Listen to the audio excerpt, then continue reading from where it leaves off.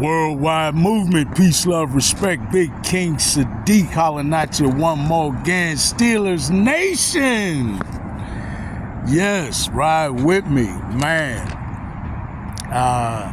Another beautiful day out, I'll admit.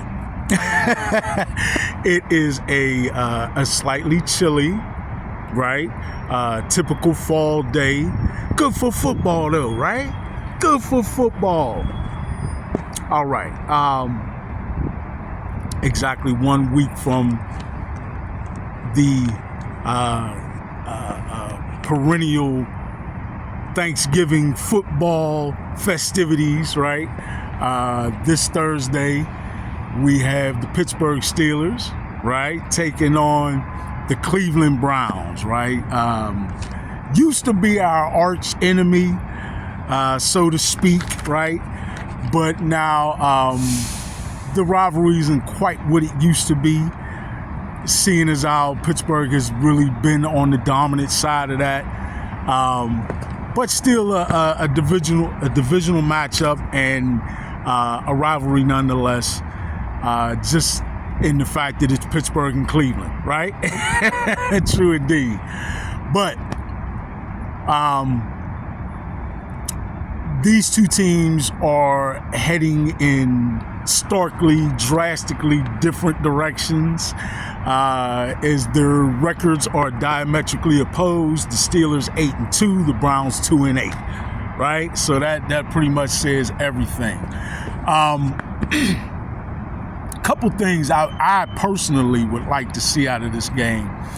Offensively, I would love to see a few of those moon balls connected on, right?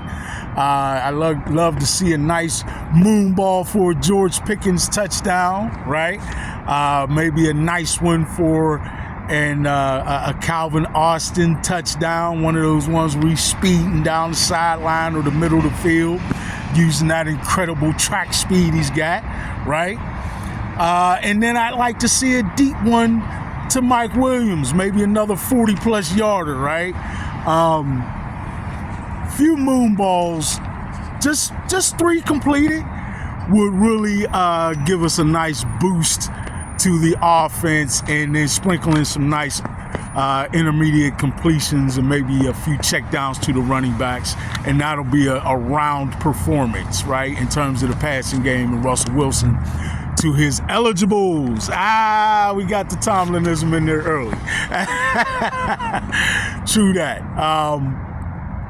And then defensively, I would like to see them stand up to to the Cleveland Browns running game. That's still the pretty much the strength of their offense. Although, another thing I'd like to see defensively is a good performance against the pass.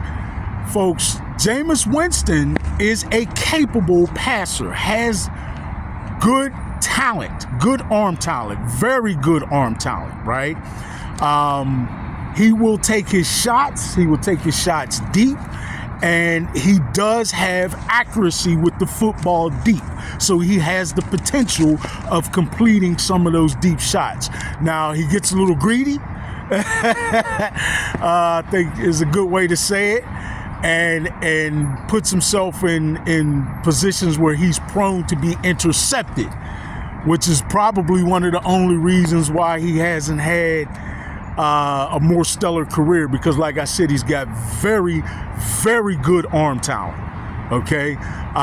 But he is and has throughout his career been a little careless with the football in terms of putting himself in position to be intercepted. So hopefully, defensively, the Steelers can not only defend against that good arm talent, but can also reel in an interception or two, as Jameis Winston is likely to give the opportunity for that to happen. Okay? Special teams, we hope to show up just like they have been, giving another A performance like I would say they pretty much have done all year. They've had good returns, one for a touchdown, in fact. Haven't had any against them, I don't think. Returns for touchdown, that is. If they did, it was one. And in general, their kickoff coverage has been good. Their punt coverage has been good. And certainly the kicking game has been good, both punts and certainly excellent, stellar in terms of our place kicker. And blocks, we've been probably number one in the league in terms of blocking kicks, right? So whether it be extra points, field goals, punts or kickoffs, right? We just have been, like I said, probably leading the league in that. So out of those three areas, the three different phases of football, offense, defense, and special teams, that's what I'd like to see from the Steelers. I'll go to our notes, go to my notes and thoughts a little bit for fleshing out what I'd like to see for the rest of the game. And I'm going to be pretty concise and quick with this. I'm going to be short with this, as this is a short week, right? The Steelers playing Thursday night football, so it's a short week. And I'm going to try to give a pretty concise and quick, a short presentation. But here are my notes here. So in terms of the pass rate versus the rush rate, right? How often does each team pass the ball versus rushing the ball? The Browns pass the ball 70% of the time, believe it or not, which I believe in comparison to their numbers last year is a fairly significant difference in terms of them leaning more on the pass. They pass the ball 70% of the time and rush the ball 29% of the time. Now the Steelers, much more balanced, right? In passing the ball only 51% of the time and rushing the ball 48% of the time. So much more balanced. The average depth of target, 8 yards for the Browns and 8.2 yards, is slightly more for the Steelers. Targeting the left, middle, and right in terms of the direction of the eligibles deployed and targeted. The Browns target the left 40% of the time, the middle 20% of the time, and the right 39% of the time. Fairly good balance. The Steelers target the left 46% of the time, the middle of the field only 14% of the time, which is fairly low. Only Philly targets the middle of the field less, and 39% of the time to the right as well. All right. In terms of how they distribute it to their eligibles, wide receivers, tight ends, and running backs. The Browns target their wide receivers 62% of the time, their tight ends 23% of the time, and their running backs 14% of the time. When we flip it to the Steelers, they target their wide receivers 53% of the time, their tight ends 25% of the time, right? A little bit more than Cleveland, and their running backs 21% of the time, which is the fourth highest in the NFL. All right, a little bit of a difference there. Now, going to the running game, the Cleveland Browns run to the left of the hashes 58% of the time, and to the right of the hashes 41% of the time, right? The Steelers toward the left of the hashes 54% of the time, and to the right of the hashes, or toward the right of the hashes, 45% of the time. Running, the way they hit the running gaps, right? The Cleveland Browns run between the guards 33% of the time, the tackles 34% of the time, and around the ends or toward the edges 31% of the time. The Pittsburgh Steelers 35% of the time between the guards, 37% of the time right up the middle between the tackles, and only 27% of the time around the ends or stretching it to the edges. On fourth downs, the Browns go for it 24.4% of the time, a little bit on the higher side. Whereas with the Steelers, only 13.7% of the time, significantly lower. Just so you know, in general, both of these teams, their power ranking, I told you they were starkly different, right? The Browns are ranked 28th in the league, where the Steelers are ranked 5th. All right. Getting into some defensive statistics, the Browns allowing defensively, the passing yards are 342.7 yards per game, which is 19th. And the Steelers only 305.3 yards per game, which is 8th, right? A lot better.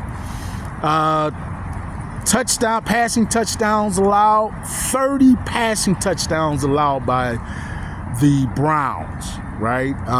That's a lot.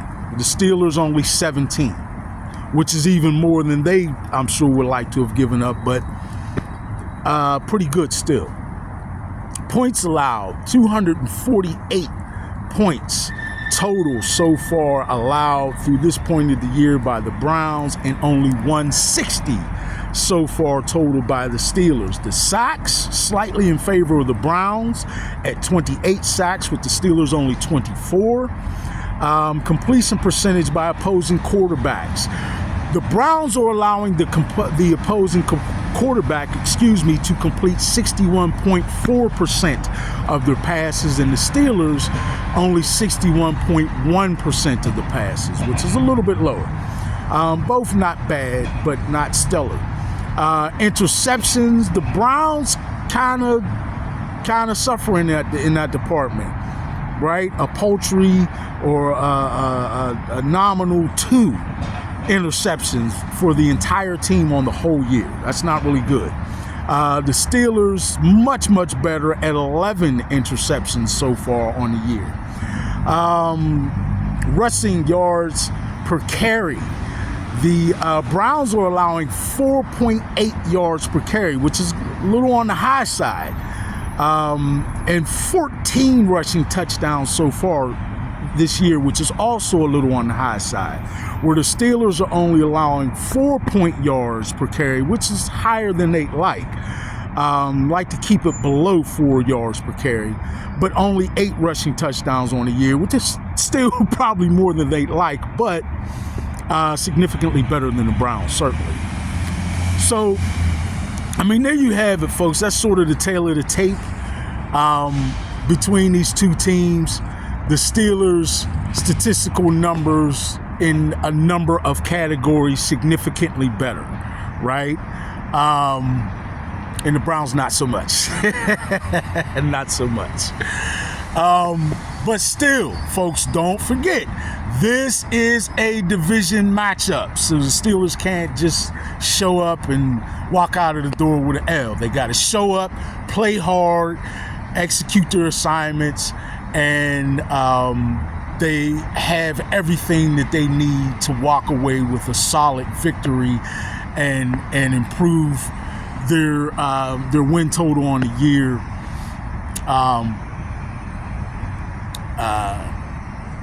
to 9 wins, which would solidify yet again another winning season for Coach Tomlin, which, despite the Tomlin haters, is a significant statistic, even though we want to see a great performance in the postseason. We look forward to that, but right now, certainly a huge accomplishment to already in this point of the year have secured a winning season, right? So folks, that's what we're looking at. That's what we're looking forward to. We got a short week. I'm giving a pretty short breakdown in preparation for this week's game, and we're looking for the Steelers to make short work of the Cleveland Browns, right? All right, folks. Man, I love you all. Steelers Nation, let's ride together tonight. Let's rise to a whole new level. And let's see the Steelers move forward with another impressive victory. All right? Worldwide movement, peace, love, respect. Once again, Big King Sadiq, Steelers Nation. Once again, this has been another week and another episode of Steelers Game Prep. I love you all. Thank you. Please, Steelers Nation, continue to ride with me. Big King Sadiq, Steelers Nation, I'm out.